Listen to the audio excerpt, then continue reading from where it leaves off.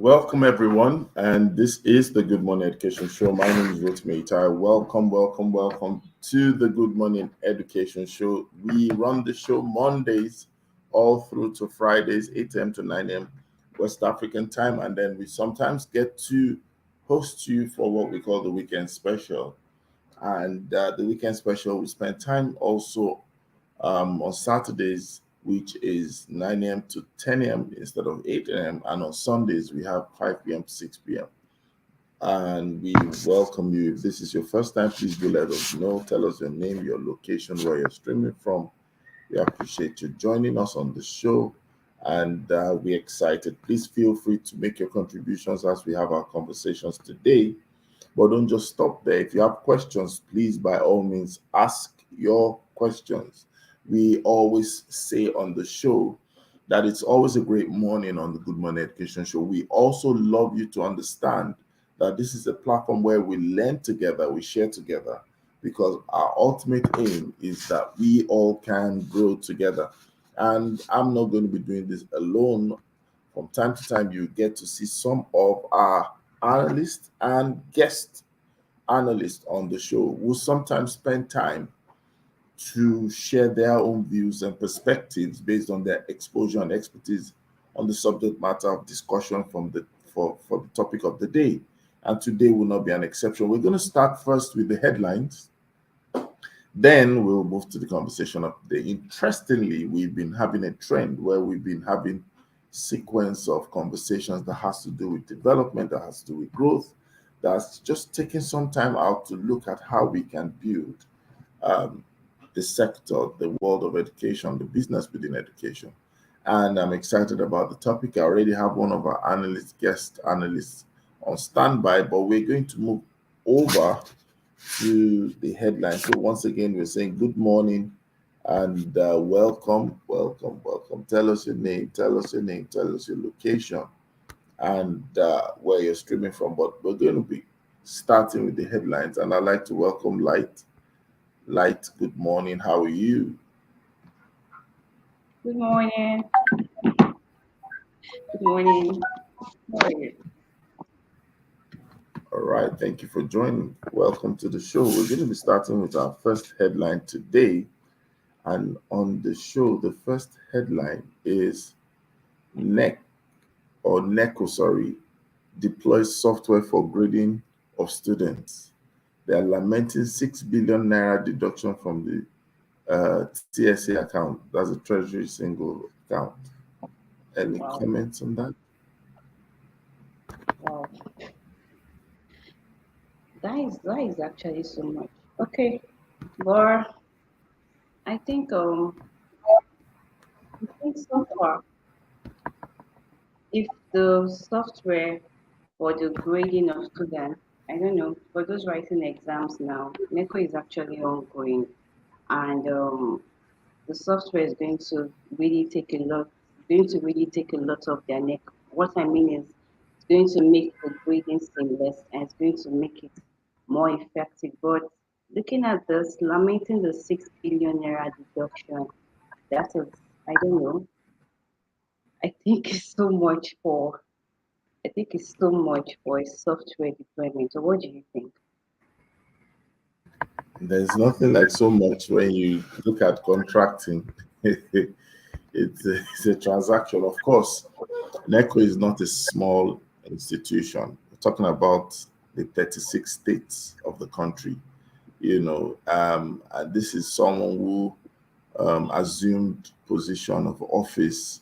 That was last year. The registrar of NECO was appointed 12th of July 2021, last year, by the president. And I think he's trying to make a great stride with regards to building a formidable exam body and institution that also is saddled with tech migration, ability to be able to embrace digital solutions. However, you know how these things could be.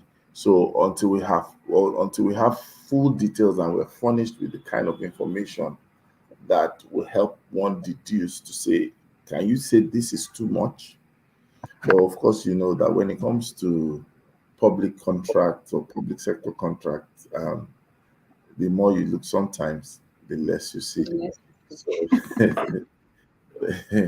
all I right. imagine the software is going to make a lot of difference in the grading, and I think that is what is actually meant to be. So it's a good way to go, but like you said, until we get the full information, we can't really conclude at this point. Yeah. And we have someone saying hello to us.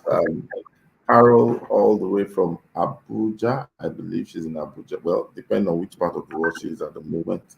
So, Carol, good morning to you. Thank you for joining us and welcome to the show.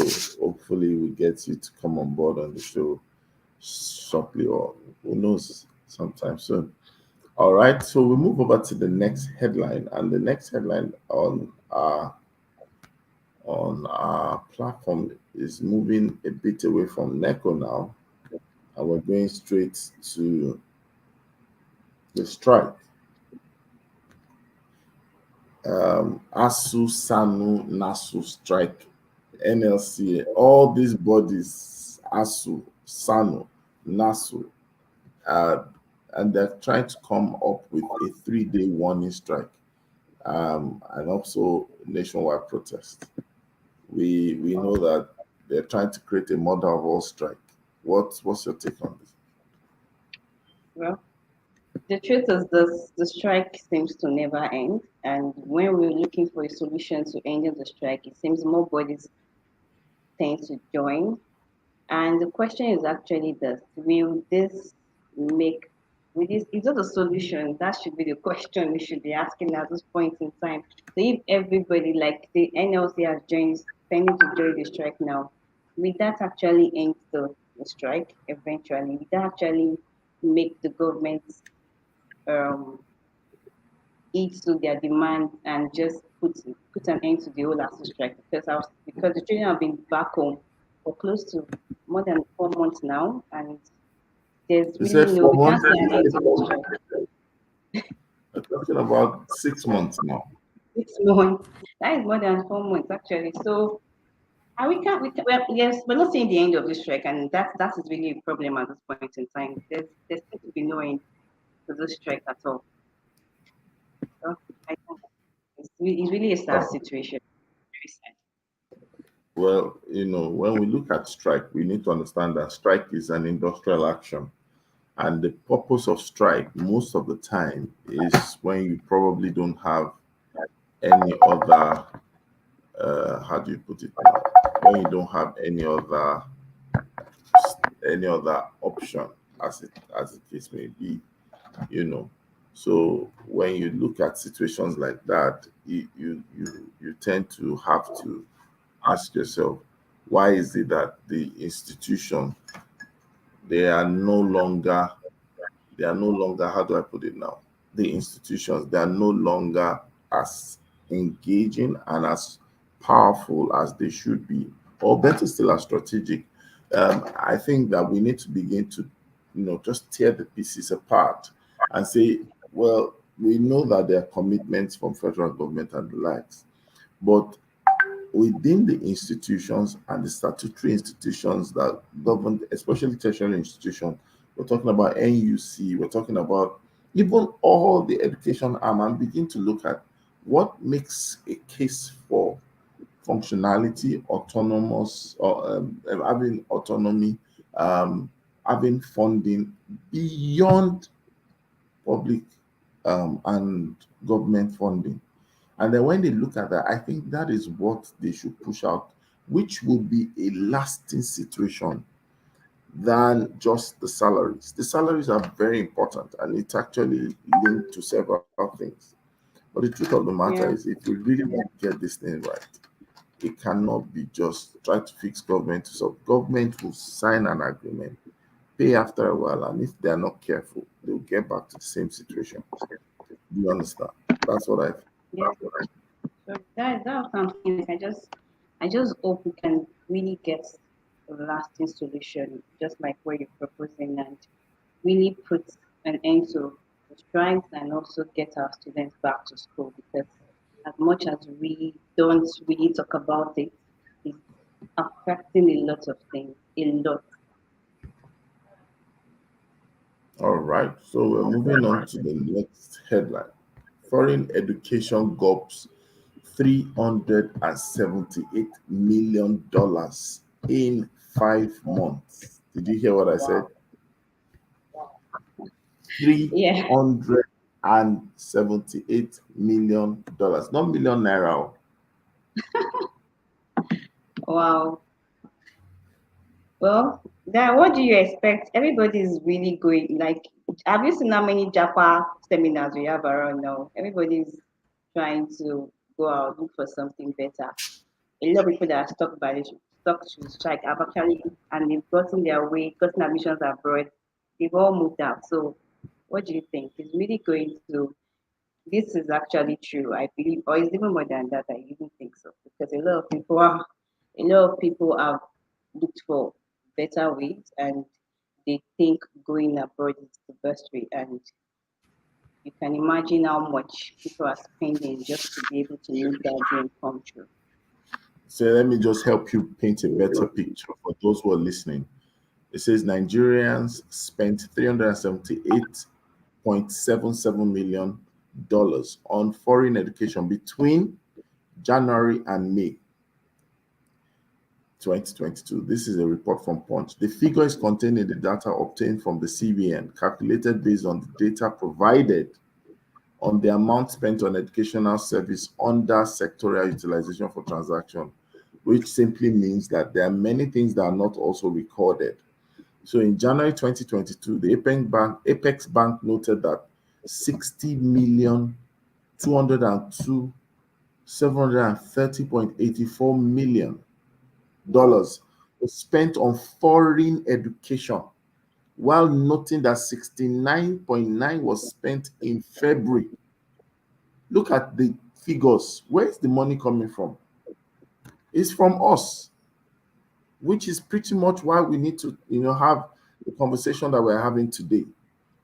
The figures are mind-boggling, and I just don't know why we don't. We spoke about data exchange. We talked about the power of data last week, and I think Yeah. that is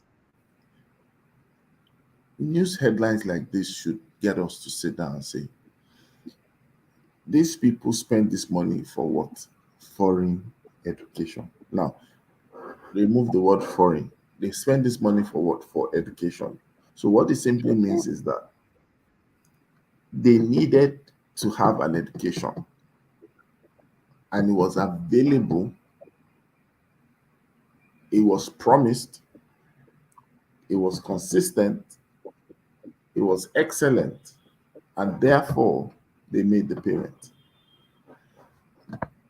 If we had a chunk of this residing in the economy, I don't think some people will be looking for strike today.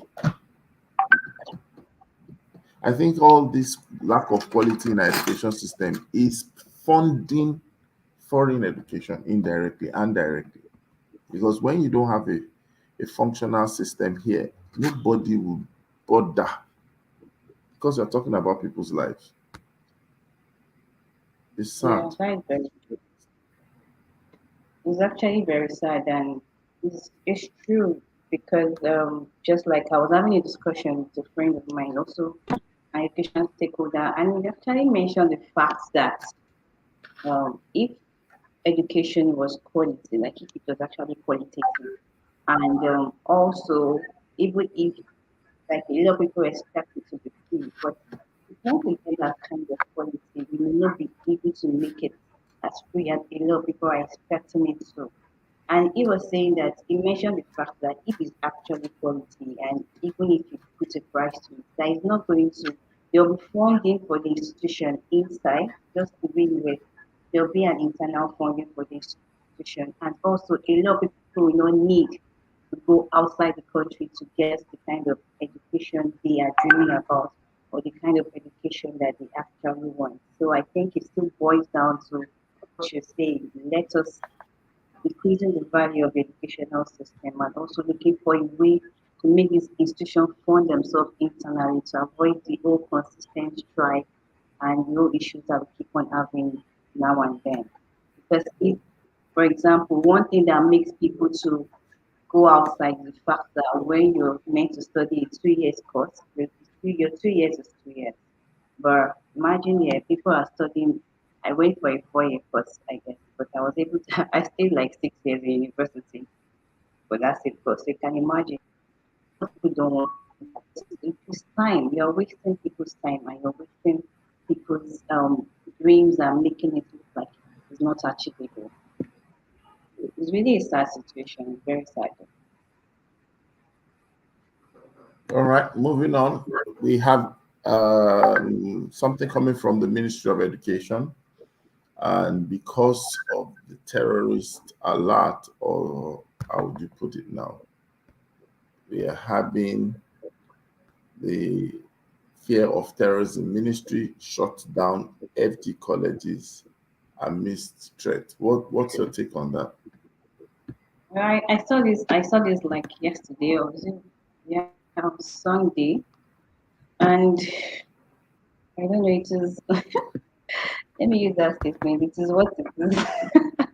Okay, but um, see, security is key, and but in as much as, but now I think we can really understand the major role that security plays in the nation, because if you are shutting down colleges, it's going to indirectly affect the education of the students, of those children. And right now, I don't even know if the hybrid form of education is very effective or in that part of the country, or where a lot of people don't really have access to online classes and all. So you just I don't know. I think we're having a lot of sad headlines this morning. So it's not really a good situation at all. But I think we need to do more concerning security because it's affecting our children, it's affecting our lives. And really, right now, they can't really do a lot. We need to, the school need to be shut down so that the lives of those children are secure and safe. Thank you very much. And just while you were analyzing that, we have a special guest who is joining us already. We have Chiazo, Mrs. Chiazo Chuklobe, joining us. Good morning. Good morning, Chiazo. Good morning, everyone. Good morning. Good morning, Rosemary. Fantastic. That voice, that powerful voice is known for quality, school quality, school benchmark, school standard, education improvement. So I'm excited that we've been talking about headlines that would, put fire in our belly. Chazos, I'm sure you've been listening to us. Yeah, just for a few minutes, yes. But I So didn't we're get all happy. the headlines though. But Okay. am I assuming it's I heard her talk about the schools Yeah. they're planning to shut down, and did I hear the jam cut off? Was that part of it? Okay, No, no. just Jamo, didn't jam down this today. But a truckload of jam conversations last week. So we're stepping aside for jam. But honestly, we've been talking about the funding. The one that was like a shocker was that CBN released some figures in the news, and they were saying that it was from January to May, right? According to them, right? From January to May, they found out that we have how much was it again? Like, let three me hundred share and it. eighty-six million dollars that's spent on foreign education. So you can imagine that. So 378.77 million on foreign education has been spent. January to May. So June, July, and the rest of the year, we've not seen those figures because they are still coming up. So that means an average of 60 to 66 million dollars, is spent on foreign education every month. True. If not more than that, though. And I had to stress $1 million, not million naira. Yeah. So imagine if that kind of amount or a, a segment of that amount was retained here, Mm. because that's what they call capital flight.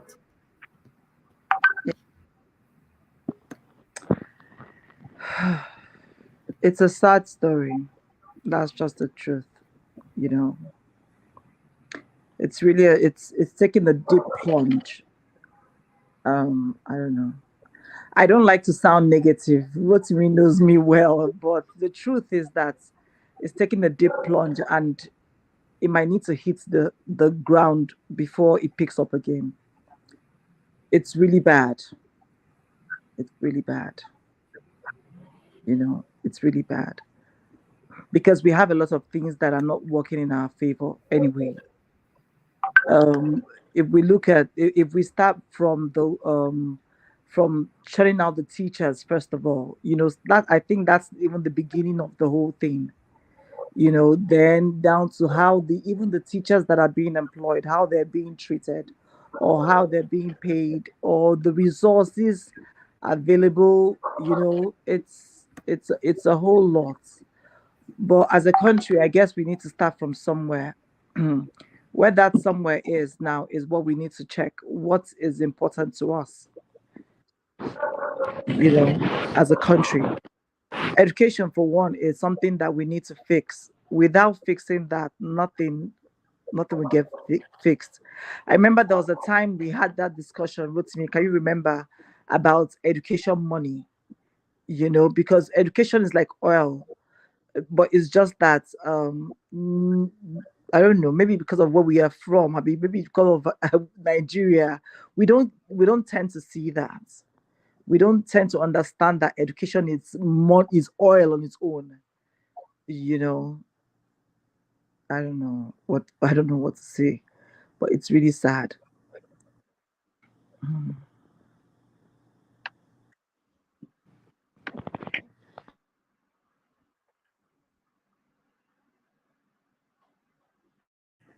Sorry, I'm muted. Yeah, I agree with you, Charles, on what you said. I totally agree with you.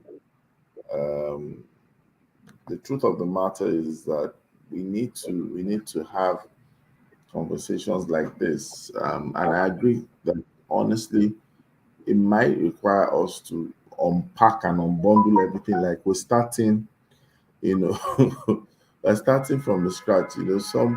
Some people would easily say that, well, we cannot blame this, we cannot blame that.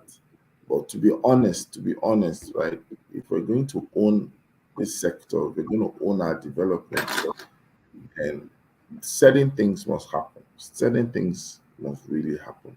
Which is why I feel that it's not an accident that we're having the conversation that we're having today. You know, I know that out there are many people who probably um, have so many things to say about, especially public education. But I'm also thinking that we might need to even take a step backward and look at some things beyond just saying public education, private education. And I want us to start from private education because then we might be able to see how to blaze the trail and push for an immediate kind of solution thereabout. So that's what I'm thinking, and that's why I think we should be having a conversation for. So let's welcome Aderisola. Aderisola, good morning. Welcome to the show. Good morning. How are you doing?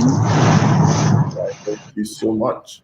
So we're going straight to the conversation of today. We're talking about repositioning private education. Repositioning private education. The topic is quite clear, but it'll be good for us to have a very good introduction. We're talking about repositioning. To reposition, it seems probably there's something that needs alignment, perfect standpoint. And when we say private education, I must say, and I've said it on different platforms, that private education is much more than talking about ownership and investment. is much more than you talking about profitability. In Nigeria, let's use it for maybe case study. We know that if there's private education, then there'll be public education.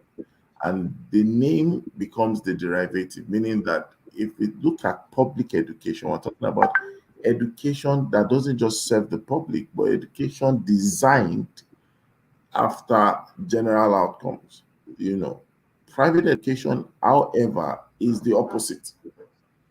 So it is safe to almost say that we don't have private education, we have public education that is being administered either from the public sector or the private sector. And so if we're going to use the word interchangeably today, it might be permitted, but how do we get to start the journey to repositioning private education? And I'm going to start with Chiazo, then I'll move to Light, then I'm coming to Adenisola. So Chiazo, repositioning private education, where do we begin from? Okay, so now in my opinion, I would go back to what you said about wanting to start with private education, and I'll go back to your definition saying that that private education is for the public, right? Was that what you were trying to say? No, no, no. Private education is the opposite of public education. So public I know. education is actually public education is general education for public, which is generic. Yes.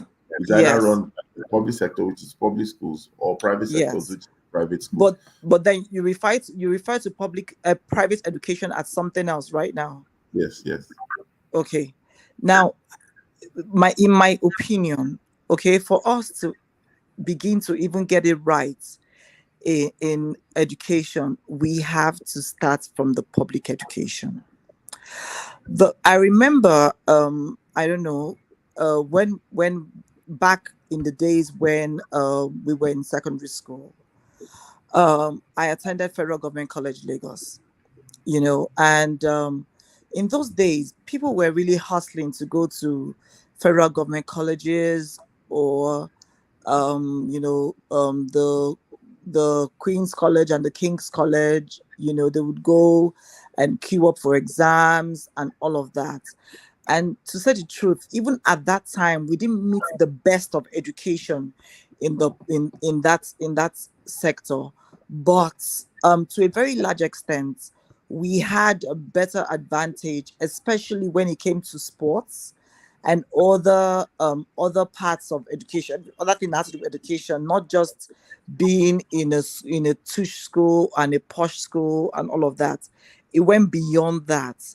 And even at that time, I remember clearly that I didn't even know that I went to school with a couple of ministers' children. Some I knew, some I didn't know, commissioners' children. And that was because and it was kind of good because someone was checking. Someone was checking. Now, in the sense of public and private education. Now, let me come back to your question. In the sense of public and private education, now, for me, in my opinion, I do not think that we should start the check from the private education, because the public education should be stronger than the private education. Not to swallow it, but once there's a benchmark in the public education, the stakes are higher. The public education, the private education, the people, let me say the people of the country or the people of the states have a better option with the public schools. Now, when we look at the public schools, I do believe in free education. Yes, I do believe in that. But in a sense where, in a situation like where we are right now, that it is not feasible. When we say free education, what exactly is free? What exactly is provided for us? And whatever is free, how does it affect the teachers? how does it affect the resources that we receive? Are we saying free education and then there are no books and there are no pencils, then there's nothing for people to use, there are no salaries, so I think for me it's really deep, but it has to start from the public education. Checking the private educations and having to go there and and evaluate them and check the quality of whatever they're doing and all of that. It's good, but it will not raise the bar, basically, because what you're seeing there is for the few. You remember that if you look at education education in Lagos State, for an example, we have different cadres of private schools, right? You do not want to know what the other private schools, the lower private schools, which are maybe on a level, they had them I think it's A to C or A to D. I can't really remember, and they offer different things. And the lowest cadre would not even offer would offer what's something that is even like almost what a public school would offer, because they're collecting maybe like 5,000 or 10,000 as school fees. The money is not the issue, but the issue here is if we're able to benchmark the public schools, I believe the private schools as like it would be like a better standard for all the Nigerian children, basically.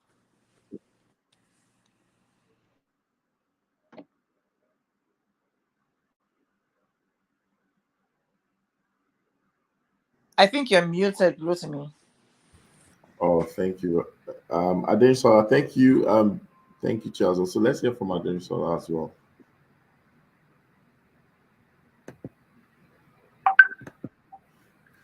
Hello.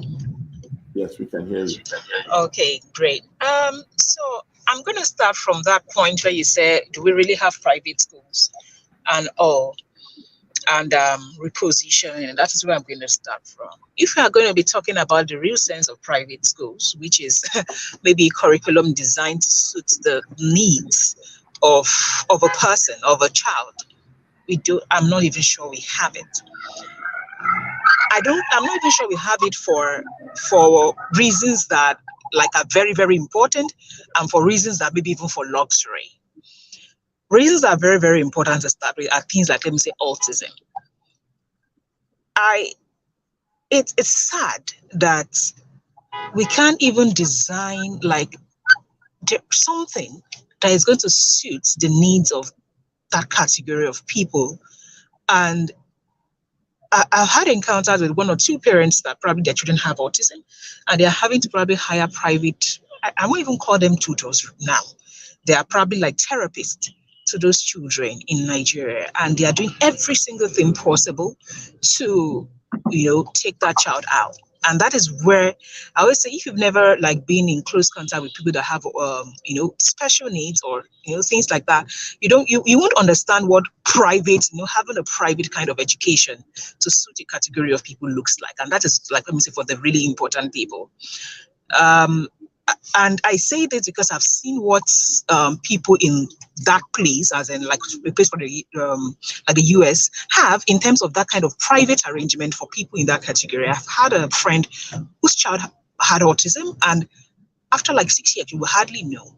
And one of the things that was incorporated in the curriculum of that for that child in that school was the fact that they would exercise first in the morning till like 11 a.m. before they join classes, because they need to reduce their energy level and so on. A couple of other things, I won't go into it. Now, that is what you are calling private school, to suit the needs of specific kind of people. Now, even for the luxury aspect, I'm sure there'll be people that will be like, okay, I need a private school, maybe a school that maybe the focus is going to be like, okay, I have a child that is very, very good in athletics. I can afford it. I want probably a school that probably is designed in such a way that maybe athletics is a primary focus, right?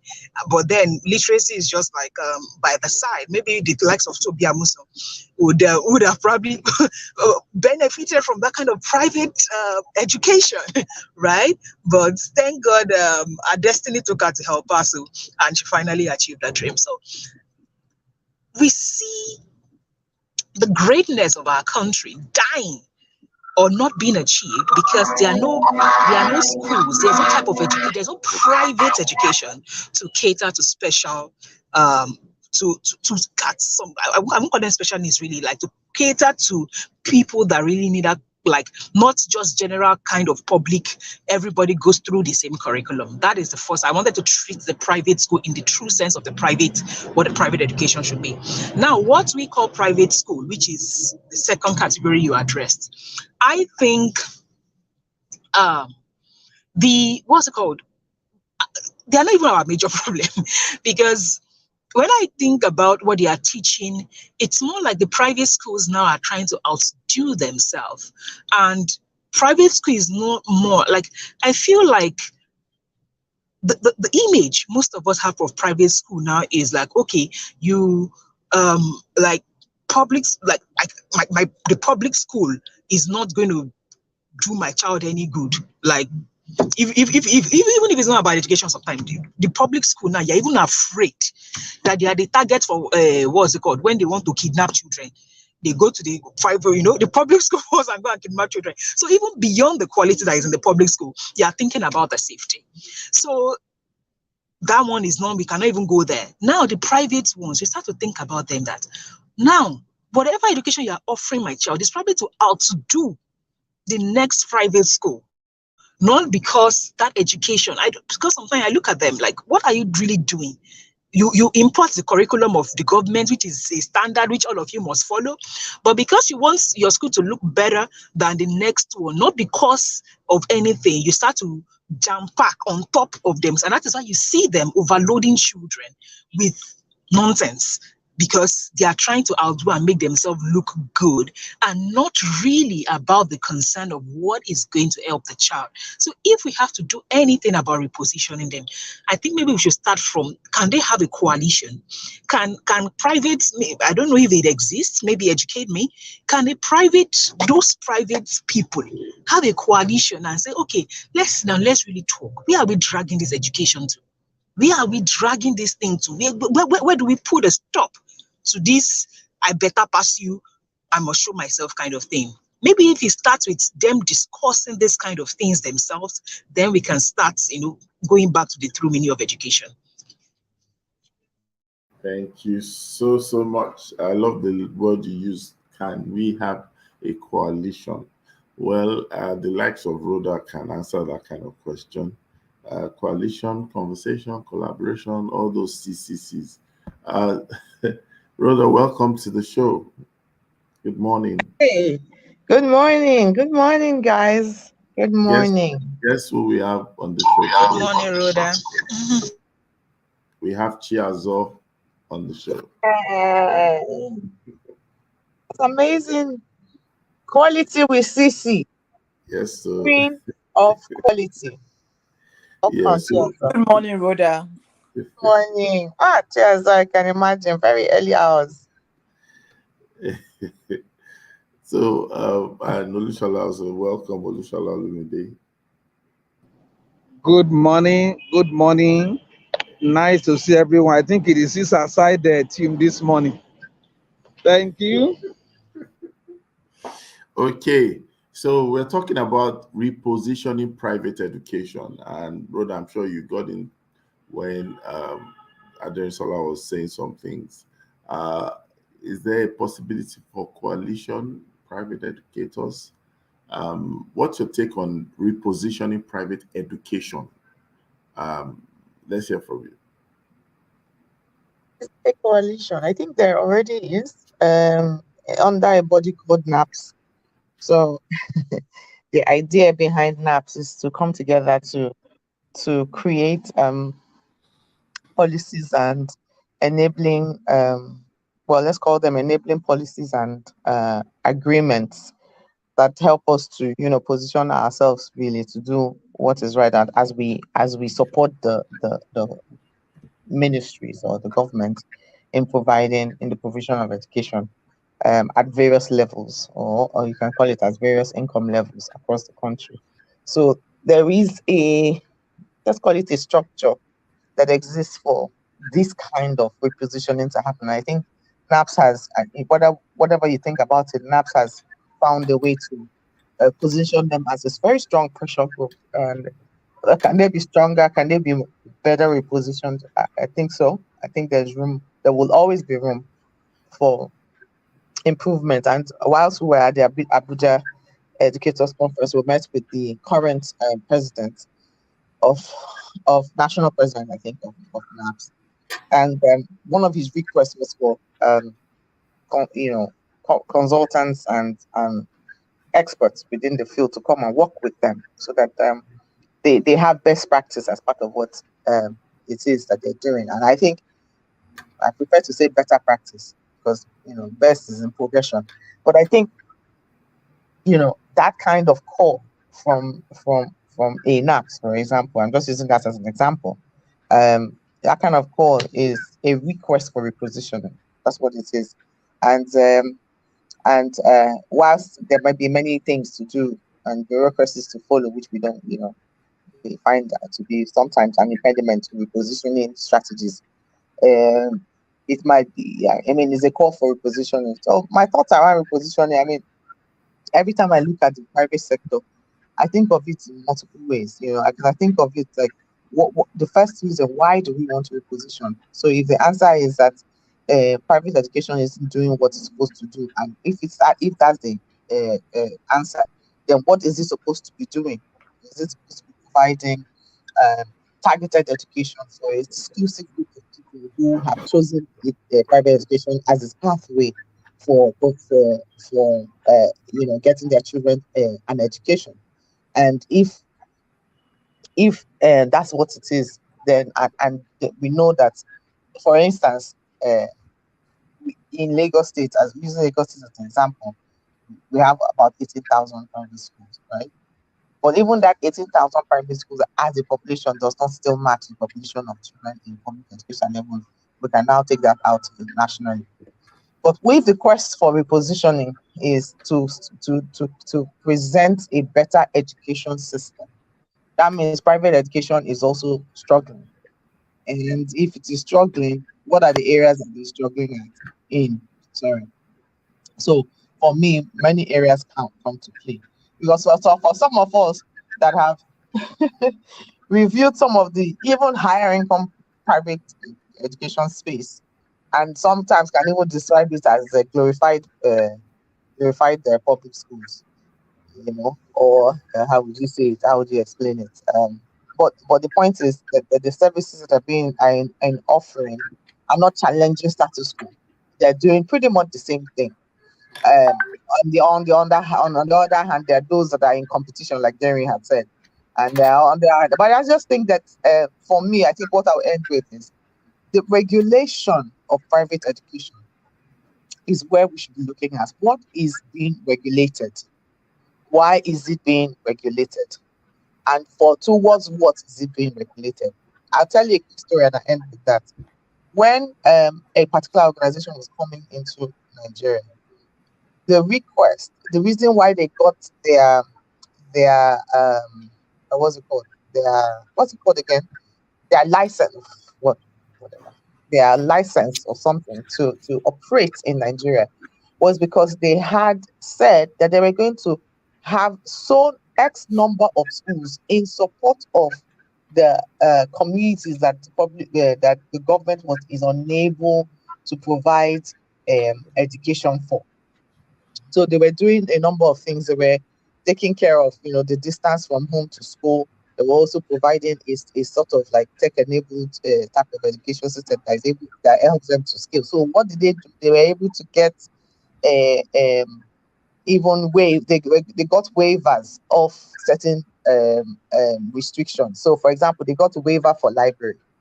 Part of what is required that you have in school, as minimum standard, is that you have a library. But they got a waiver for that because they had a solution for that. And then they got a waiver it got a number of waivers. But as they started operating, it became much more difficult to do a number of things because even the people who are consuming the kind of education they were given didn't quite understand what they were offering in some cases, and were also making case for those waivers that they got. I guess I'm still theoretically speaking, but what are we solving for, and why are we repositioning? And if we're repositioning, what are the areas that we want to reposition? For me, I'll argue the curriculum experience. I'll argue targeted education. I'll still argue that there's still a big room for having quality teachers. So who is in front of the classroom is a big problem still, regardless whether it's high income, low income, mid income, whatever income area. The quality of teachers across all of these schools is still a big problem. And so I don't know what areas that we're thinking about repositioning, but yeah, this is just my. Thank you so much. That was not just this, just my, that was powerful. And I just want to, I'm sure you probably have seen some of the headlines that we had today. We were trying to dissect the what do you call it now? The figures that CBN actually was sharing with the world or the public. I'm sure you saw that. Rhoda, did you see that? Yes, Put and that we're all figure. part of it. Yes, and of course, it's what you are purchasing. Why are we all purchasing foreign education? That's part of the repositioning. Exactly. So, and I want Olushola Lumide to probably also talk about that, because I strongly believe we'll spend time to talk about public education and repositioning public education. But it sometimes seems like we feel that private sector is just an alternative. I think in the public education, to reposition public education, we'll have to deal with private schools and public schools. But this time around, we are even talking about private education, which is actually a major gap for the purpose and the demand and also the capacity available to pursue it. So let's hear from Olushola Olumide. Your perspective, sir. Welcome to the show. Thank you, Rotimi, for that, and a great submission there, Rhoda. And I think, according to Rotimi's definition, which is well understandable for those who have listened from time to time, private school is not the same thing as private education. And number one, we need to define where we are, because it matters a lot. Ability to understand where one is at a particular point in time can actually give a lead as to where you want to go or you intended to go. And also, we need to also realize that, yes, it's one thing to move. Also, you need to find out, am I moving laterally or vertically? Because so it's not just about moving from one place to the other. You are looking at something positive, something upward, something mobile, something that adds up, something that improves. And considering the people who consume, say parents, guardian, and what have you, you probably have heard me say it before, that consumption is a function of perception, not necessarily of quality. If you reposition without, how do I put it now? Without reorientating the consumers, do you know that it can backfire? They see it as strange. They look at it as, are you not taking us backward? Meanwhile, that thing is meant to help. And another thing I discover is that whoever goes out first to cry appears to be the victim that needs sympathy. Because people don't always wait to hear the other side of the story.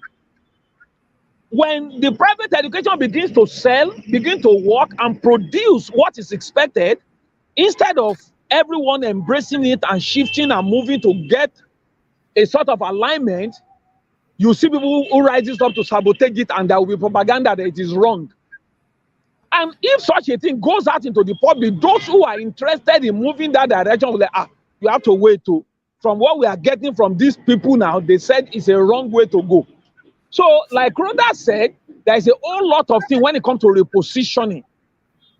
everyone we must decide, okay, this is where we are heading.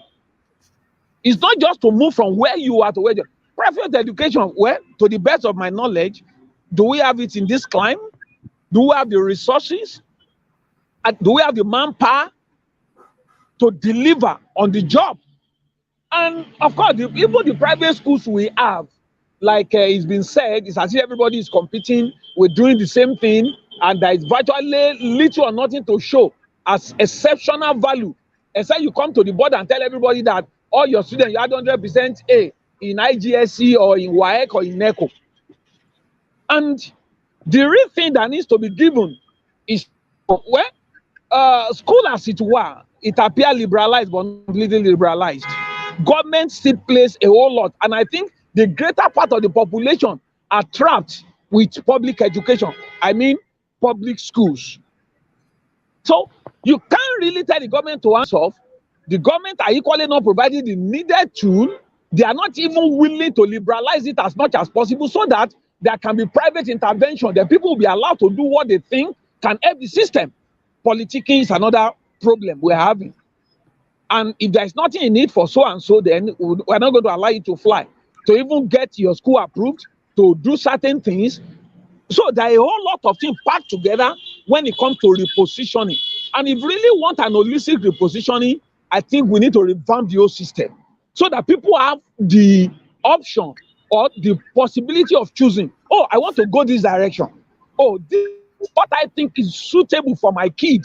Then you go this way without necessarily feeling inferior to the people going the other way. And at the end of the day, you turn out well, I turn out well, the better for the kids, the better for the parents, and the better for the society at large.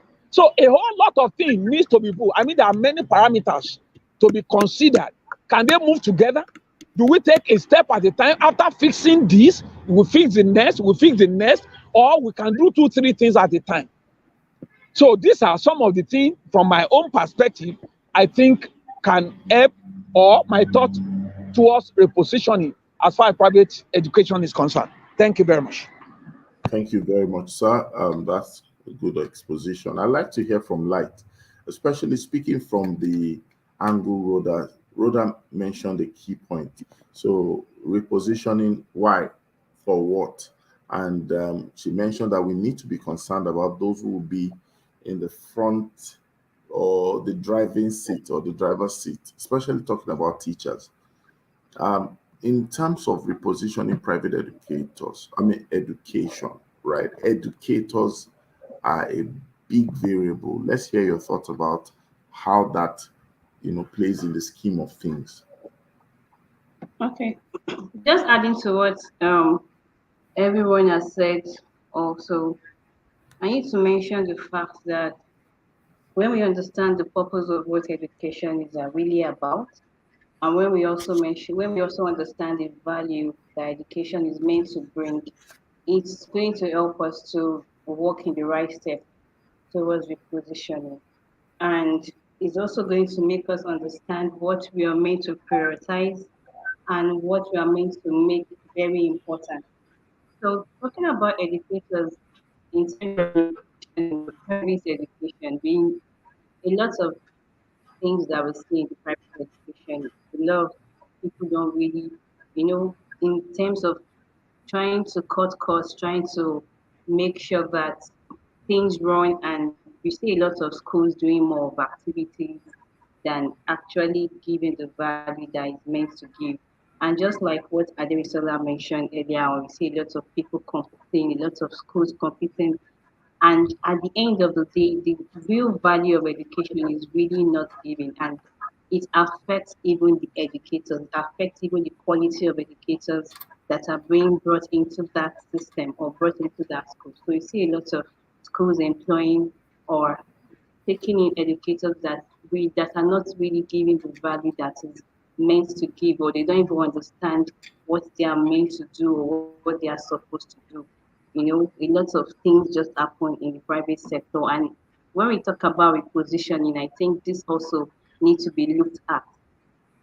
For example, you can see when I talk about educators, you can see that some schools will even employ an SSC holder to teach, and you're wondering what's the the person does not know what to do, the person is handling early years, or you just see them, they just do a small Montessori course and they call themselves Montessori experts. So a lot of things happen. Why? Because they are trying to meet up. They are trying to make sure that they are not left behind. They're trying to make sure that when calls they are doing it. So you see a lot of schools advertising they are doing this, Montessori this, and they are not really practicing it. So when we talk about repositioning, we need to look at this. What exactly, like what I said initially, what is the purpose of education? And when we understand that, we are able to know what we are meant to make a priority, and we are meant to, we're also going to be able to walk on the right direction, take the right step, the journey towards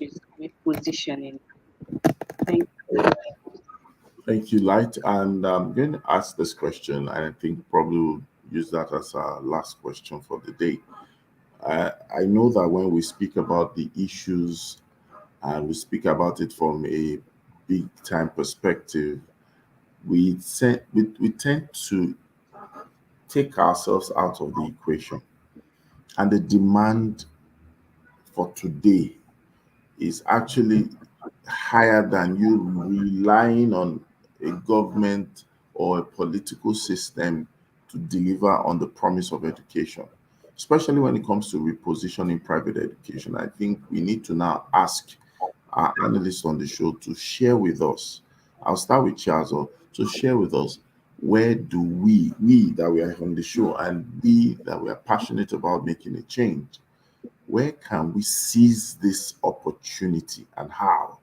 So that the repositioning starts with us positioning ourselves within the private education. Cheers, over to you.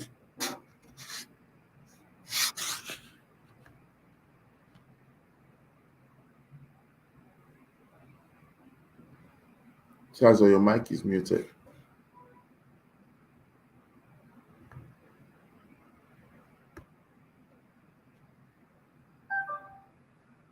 Cheers, are you there?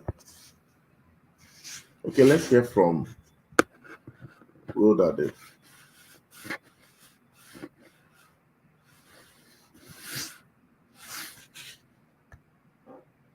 Rhoda, are you there?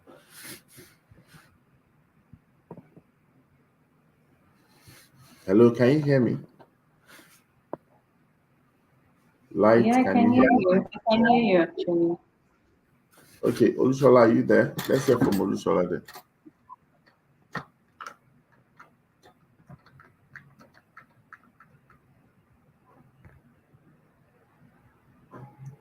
Olushola, if you can hear me, can you address the question? Okay, Light, over to you, since you can hear me. Okay. Well, I guess maybe network issues on their own end. So trying to make this reflection as personal as possible. I think, for example, from the point of educators, I think as an educator, we just have to make sure that we stand for the right thing, or myself stand for the right thing, I stand for the right thing. Try to get the expertise that is needed as much as possible in making sure that I give value to what education, like definition of education, because just like we know that education, we are meant to raise the leaders of tomorrow. So in my own sphere, in my own classroom, in my own school, what role do I really need to play in making sure that education, the value I give to the students is not just wish wash, is actually what is needed, is actually qualitative. So what I need to do is to make sure as an educator I get all the expertise I need to get, I get all the skills I need to get, I get all the trainings I need to get, I get all the information I need to get to make myself a better teacher, a better educator, so I can be able to raise students that when they go out, they're able to integrate effectively into the community and do the right thing, and start for the right thing all the time. So that is when education, the purpose would have been achieved in the life of those students. So that is what I look at. That is my personal reflection as an educator. Thank you so much. Charles, are you back? Charles, are you there?